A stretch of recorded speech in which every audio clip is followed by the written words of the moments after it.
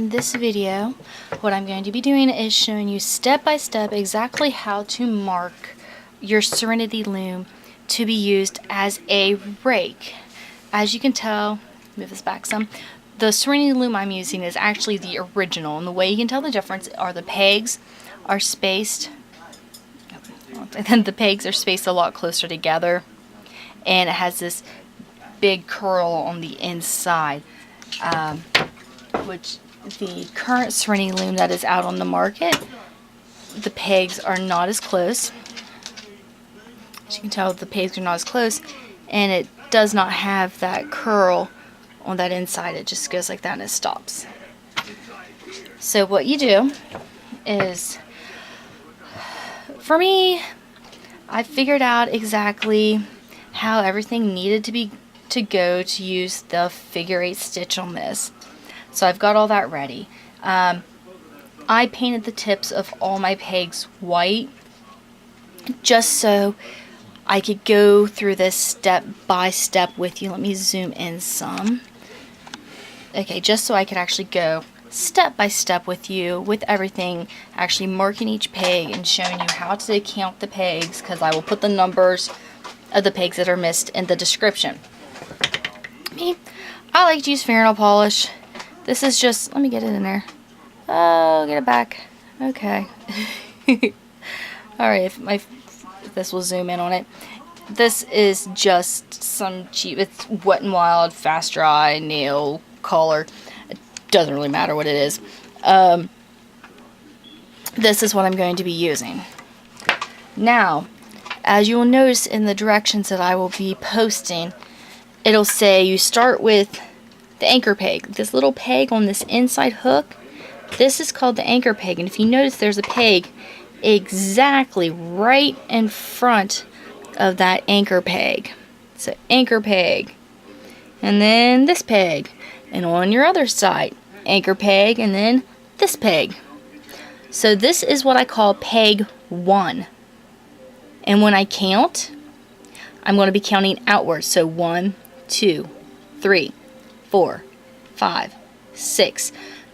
And I've changed it up some from the original way I did this, so that the markings are the same on either side. So if you're a lefty and it's easier for you to start on this side and count 1, 2, 3, 4 and do it that way, it's not going to mess it up.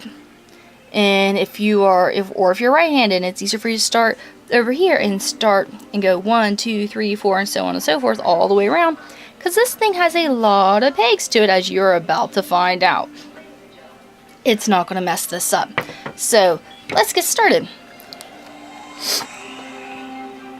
Now note, the pegs that I'm going to be marking with the fingernail polish are the pegs. Let me see if I can get a good view of this to show you. I will be counting these pegs and telling you which ones that I am marking the entire way around. Okay, anchor peg. Peg 1, the ones that are marked, you do not knit. I'm not going to show you how to wrap it in this video. I'm just showing you how to mark everything. The next video that will be posted will be the one showing you exactly how to do the E-wrap and how to do it on this loom. But okay, we got peg 1. Paint the top of it. Alright, sorry, I gotta angle my camera a little better here so it makes it easier for me to do this. Okay, zoom in a little bit, make it easier for you guys to see what I'm doing. Okay, I marked peg 1. Peg 2. Peg 3. Peg 4 and 5 you leave empty. Peg 6 you mark. 7 and 8 empty. 9 you mark. Peg 11 you mark. Peg 13. 15. Oh, am I out of your view? Sorry. So 16, 17, 18, 19, 20, 21. Peg 22. Let's keep going. We just marked peg 22, 23, 24, 25, 26, 27, 28. Alright, we're going to mark peg 29. 30, 31, 32, 33, 34, 35. Oh, wait. 33. Skip that one. Peg 33 we're going to mark. 3/4, 5, 36. And as you can see, I'll show you how it's kind of starting to show up. If I can get this in the view, I'm sorry.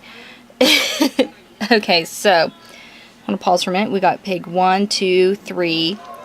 Those are marked, so you'll be skipping those. 4, 5, not marked. Peg 6, 9, 11, 13, 15. Peg 22. Peg 29. Peg 32. Peg 35. We're going to do peg 37. And then peg 40.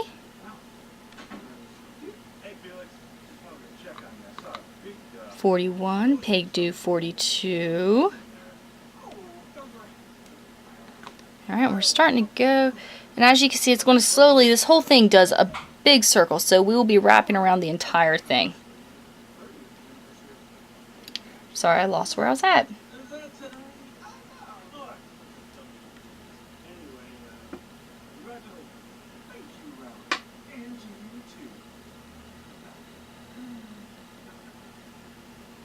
Okay, I'm sorry. Peg 42, 43, 44, 45, 46, 47. Peg 48.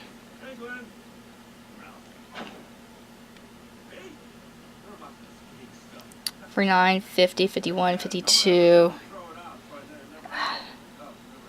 53, peg 54. Sorry, I'm having trouble keeping this in the screen. Peg 54. Alright, and at this point, we got it about, okay, I gotta move this some. We got it about halfway. There we go. We got it about halfway. And if you'll notice, there's just one more. Here. And of course, the numbers will be in the directions of every single one that you mark. The easiest way to count these, because there are so many pegs, is to start on this inside. Okay, I need to zoom out. I'm so sorry, people. The easiest way to count these when you're marking them is to start on this end peg with 1 and count, 1, 2, 3, 4, 5, all the way around. And as you notice, it's going to curl back into where you are back at what we would, at this inner peg on the opposite side, which I call peg 1. It is so much easier and less complicated if when you get here you just restart over. And you mark 1, 2, 3, skip 4 and 5, mark 6, 7, 8. That saves, I think it's a lot less stressful that way to mark those pegs. And usually what I do, I like to use fingernail polish because a lot of spray paints will scrape off. Fingernail polish, I do a thin coat, I let it dry, then I do some more, and it's good.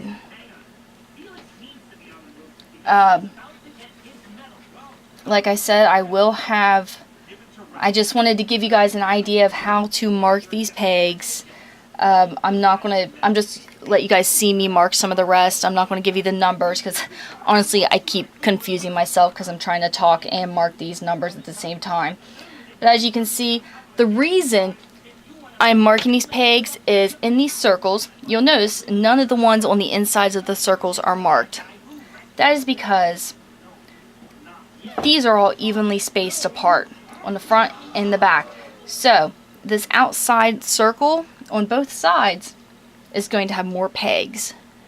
So we got to kind of even that out so your project will turn out. If you're wanting to use it as a rake, which using it as a rake, all that simply means is instead of just wrapping around this peg, this peg, this peg, this peg, and going like that, you're going zigzag. You're going from one side to the next, one side to the next. That is considered using it as a rake. And you can see how it is wrapped. This is actually the figure 8 style, which I'll be showing you in the next video. For this specific loom, the figure 8 style works best if you are determined on using it as a rake. But as you can see, I'm coming to this inside circle. I marked this one, but there's no more to mark until I get all the way back here almost to peg 1.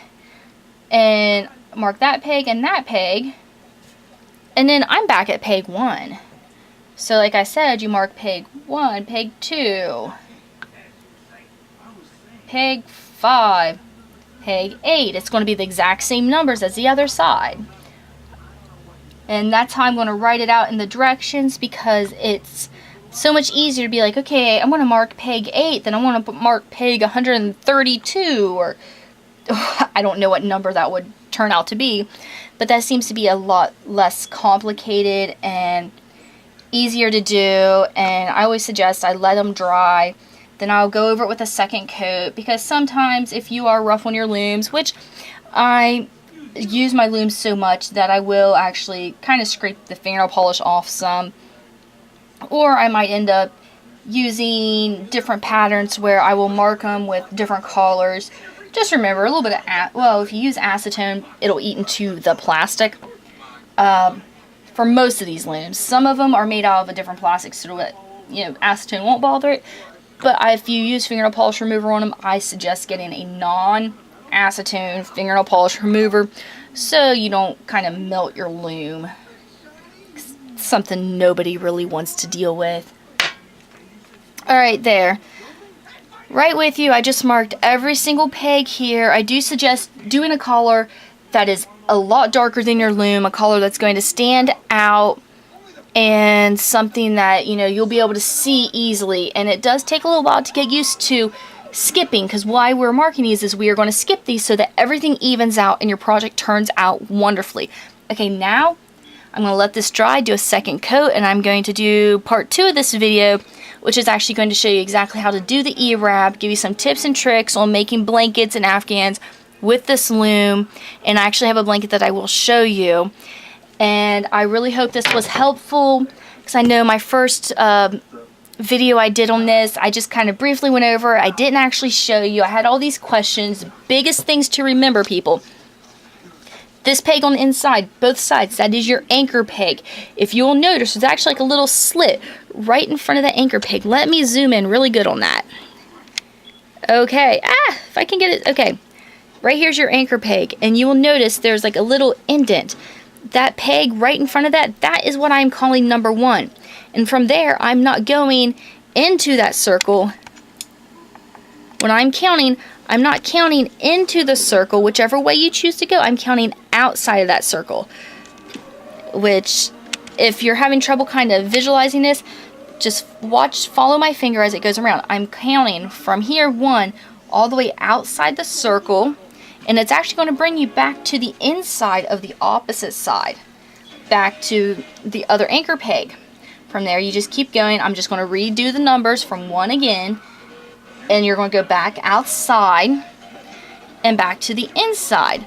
With this loom, if you chose to, you can just keep going in that pattern without switching it or going backwards or anything, and make big, huge sleeping bags or something. That'd be an awesome project to make with these. But okay, that is enough for this video. I have rambled enough. I really hope this helped. Any questions, please ask.